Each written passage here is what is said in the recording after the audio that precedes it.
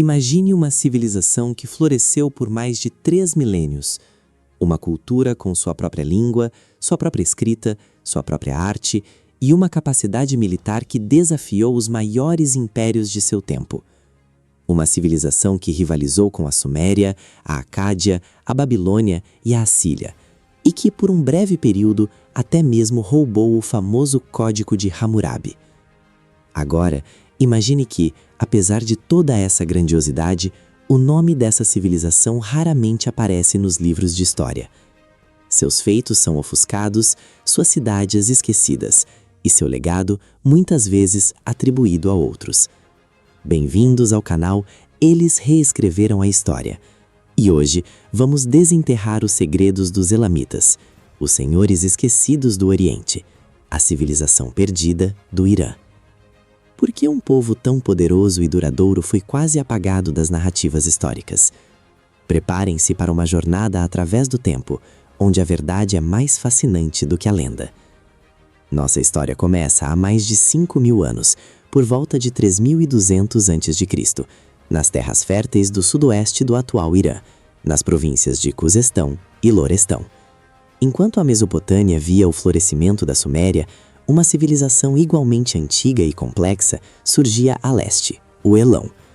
Diferente de seus vizinhos semitas, os elamitas possuíam uma cultura autóctone, profundamente enraizada no planalto iraniano. E, o mais intrigante, uma língua que até hoje desafia os linguistas, o elamita. Considerada uma língua isolada, o elamita não tem parentes conhecidos. Pensem no basco, no coreano ou no japonês, línguas que não se encaixam nas grandes famílias linguísticas. O elamita é assim. Isso sugere uma origem muito antiga e independente, distinta das línguas semíticas e indo-europeias que dominariam a região. Eles desenvolveram sua própria escrita, a proto-elamita, e depois a elamita linear, que por muito tempo foi um mistério indecifrável. Recentemente, o pesquisador francês François Dessay anunciou avanços significativos na decifração do elamita linear, abrindo novas janelas para o entendimento dessa cultura. Mais tarde, eles adaptariam a escrita cuneiforme mesopotâmica para sua própria língua, um testemunho de sua capacidade de assimilação e adaptação. As duas principais capitais do Elão eram Susa, na planície, uma metrópole vibrante e centro comercial, e Anshan, nas montanhas, um centro político e religioso. Essa dualidade geográfica e cultural era a espinha dorsal do reino elamita, permitindo-lhes controlar rotas estratégicas entre as terras baixas e as terras altas, ricas em recursos naturais como metais, pedras preciosas e madeira, commodities vitais para a Mesopotâmia, que era pobre nesses recursos. Susa, a capital na planície, era uma cidade de lendas.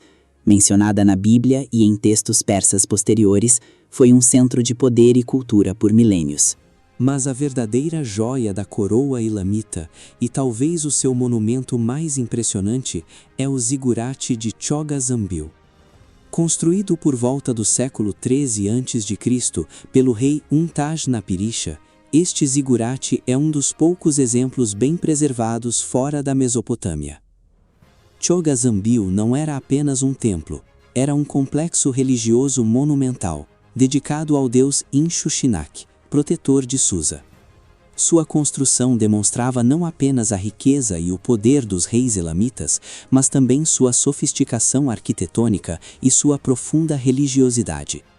O zigurate, com seus andares ascendentes, era uma montanha artificial que buscava tocar os céus, um elo entre o mundo terreno e o divino.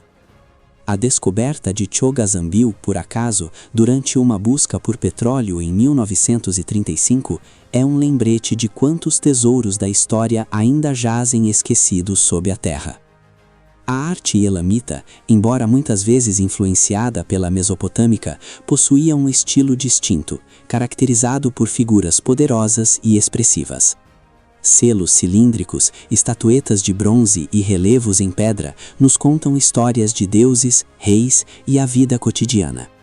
A religião elamita, com divindades como Umban, o deus supremo, Inshushinak e a deusa mãe Kiridisha, era um pilar central de sua identidade, diferente dos panteões mesopotâmicos. o que reforçava sua singularidade cultural. A história do Elam é inseparável da história da Mesopotâmia. Por milênios, a relação entre essas duas potências foi uma complexa dança de guerra e paz, rivalidade e intercâmbio. Os elamitas não eram meros coadjuvantes, eles eram atores principais, capazes de desferir golpes devastadores contra seus vizinhos. Em 2004 a.C., a pressão elamita foi um fator crucial para a queda da terceira dinastia de Ur, um evento que marcou o fim de uma era para os sumérios. Mas talvez o ato mais audacioso dos elamitas tenha ocorrido no século XII a.C., quando eles saquearam a Babilônia e levaram para Susa troféus de guerra inestimáveis, o famoso Código de Hammurabi e a Estela de Naram-Sin. Pensem nisso. O Código de Hammurabi, um dos documentos legais mais importantes da história da humanidade, foi encontrado em Susa, não na Babilônia. Isso não foi apenas pilhagem, foi uma declaração de poder, uma tentativa de transferir a legitimidade religiosa e política dos deuses mesopotâmicos para o solo elamita. Era uma forma de dizer: nós somos os novos senhores. Essa rivalidade, no entanto, não era apenas sobre guerra. O comércio era um elo vital. O Elam controlava o acesso a recursos essenciais que a Mesopotâmia não tinha. Essa necessidade mútua forçava períodos de diplomacia e acordos, criando um mosaico cultural complexo, onde a fronteira entre inimigo e parceiro era constantemente renegociada. A simbiose cultural era profunda. Os elamitas adotaram a escrita cuneiforme, e elementos artísticos e administrativos eram compartilhados, embora o Elam mantivesse sua identidade religiosa distinta. A resiliência elamita, que havia durado por milênios, encontrou seu limite diante da máquina de guerra mais eficiente da antiguidade, o Império Neo-Assírio. Para os assírios, o Elam era um espinho constante em seu flanco, pois frequentemente apoiava revoltas babilônicas contra o domínio de Nínive. Essa aliança instável entre elamitas e rebeldes babilônios era vista como uma traição inaceitável pelos monarcas assírios. A tensão escalou em uma série de campanhas punitivas que visavam não apenas a submissão, mas a erradicação da ameaça elamita. O confronto final tornou-se inevitável. Sob o reinado de Assurbanipal, 668-627 a.C., a Assíria lançou ataques devastadores que culminaram na destruição total de Susa, em 647 a.C. As crônicas assírias relatam um cenário de horror. Templos foram demolidos, túmulos reais profanados e a terra foi salgada para torná-la infértil. A população foi massacrada ou deportada em massa, uma tática comum para prevenir futuras revoltas. Este evento marcou o fim do Elam como potência independente. Foi um trauma civilizacional, um ato de aniquilação que visava apagar a memória de um povo. Embora sua cultura tenha influenciado os futuros persas aquemênidas, a entidade política elamita desapareceu, encerrando um dos capítulos mais longos e vibrantes da história antiga. A destruição deixada pelos assírios criou um vácuo de poder no planalto iraniano, e é nesse vácuo que surgem os futuros herdeiros do Elam, os persas e os medas. Tribos indo-iranianas que vinham migrando para a região ocuparam gradualmente as terras que antes pertenciam ao Elam, como a importante região de Anshan. Quando Ciro o Grande fundou o vasto Império Persa Aquemênida, ele não apenas conquistou o que restava do território elamita, mas se declarou sucessor de seus reis. Ciro adotou o título elamita de Rei de Anshan, uma clara tentativa de legitimar seu domínio e conectar-se com a antiga glória da região. Isso demonstra que, mesmo após a queda política, a memória e a influência elamita persistiam. E o mais surpreendente é que, embora o reino elamita tenha desaparecido dos mapas, os elamitas sobreviveram dentro da estrutura persa. O idioma elamita continuou sendo uma das línguas oficiais do Império Persa, ao lado do persa antigo e do acadiano. Muitos dos escribas e administradores de Ciro e Dario I eram elamitas, pois possuíam milênios de experiência burocrática e um conhecimento profundo da região. Dario I, inclusive, reconstruiu Susa, transformando-a em uma das capitais administrativas do seu império, mantendo viva a localização geográfica da antiga glória elamita. A famosa inscrição de Berristum, que foi a chave para decifrar o cuneiforme, foi escrita em 3 línguas: persa antigo, acadiano e, claro, elamita.